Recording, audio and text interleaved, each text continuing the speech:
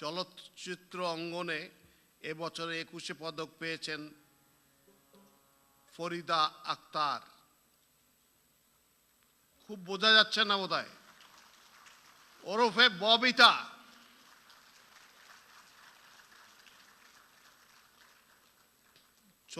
চলচ্চিত্র অঙ্গনে ববিতা প্রায় 300টিরও বেশি চলচ্চিত্রে অভিনয় করেছেন। ববিতা অভিনীত মুক্তিযুদ্ধ ভিত্তিক চলচ্চিত্রের মধ্যে অন্যতম অরুণোদয়ের অগ্নিসাক্ষী, আলোর মিছিল, আবার তোরা মানুষ, আন্তর্জাতিক স্বীকৃতিপ্রাপ্ত চলচ্চিত্র অশনি সংকেতের তিনি প্রধান অভিনেত্রী।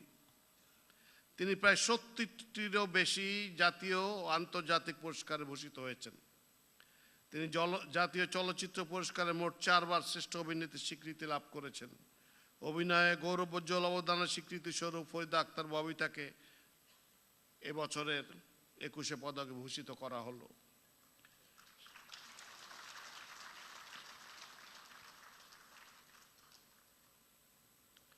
শিল্পকলা ক্ষেত্রে পদকপ্রাপ্ত ফরিদা আক্তার ববিতাকে মাননীয় প্রধান পণ্ডিতের নিকট হতে পদক গ্রহণ করার জন্য অনুরোধ জানাচ্ছি।